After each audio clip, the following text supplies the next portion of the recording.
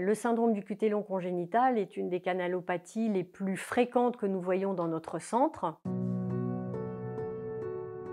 Bonjour, je m'appelle Isabelle Dangeois, je suis cardiologue dans le centre de référence de l'hôpital Bichat pour les maladies cardiaques et rythmiques héréditaires.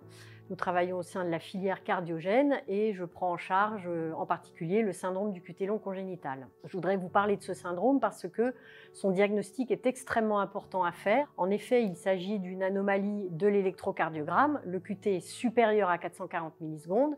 Et les patients qui ont cette anomalie ont des troubles du rythme ventriculaire graves puisque cela peut induire des syncopes, des arrêts cardiaques ou même des morts subites, et ce à tous les âges de la vie, depuis le plus jeune âge jusqu'à l'âge adulte et même chez les personnes âgées.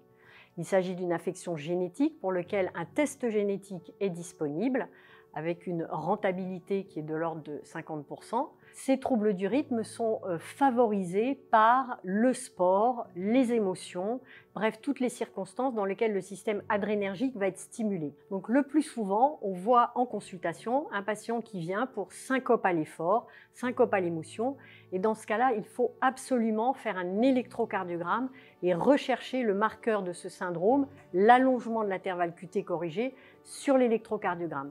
Si vous avez un doute sur l'électrocardiogramme, vous pouvez vous aider d'autres méthodes, par exemple debout couché, le test d'effort, la perfusion d'adrénaline éventuellement, mais vous devez vous donner les moyens pour documenter cet allongement de QT. Une fois que vous avez fait ce diagnostic, le mieux c'est d'orienter une fois le patient dans le centre de référence proche de votre lieu d'exercice pour que tous les examens complémentaires, en particulier la génétique, soient effectués, mais il va falloir le prendre en charge, ce patient.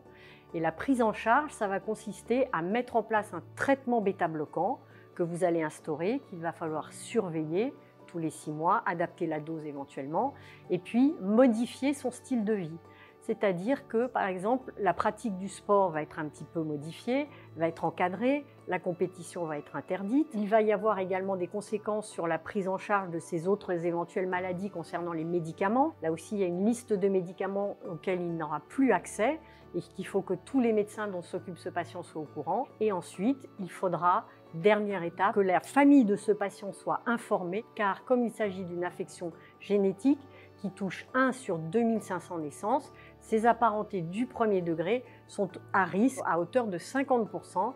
Et donc dans ce cas-là, il faut penser aux parents, aux frères et sœurs, aux enfants pour faire le même bilan que vous avez fait à votre patient. Je vous invite, si vous avez besoin d'autres informations, à consulter notre site Filière Cardiogène sur lequel vous trouverez toutes les brochures spécifiques à la pathologie pour les professionnels de santé, mais également pour vos patients. Et vous avez accès également via notre chaîne YouTube à toutes les vidéos qui ont été enregistrées qui concernent cette thématique. Voilà ce que je voulais partager avec vous. Merci pour votre attention et nous sommes toujours à votre disposition si vous rencontrez des cas de syndrome du QT long congénital dans votre pratique.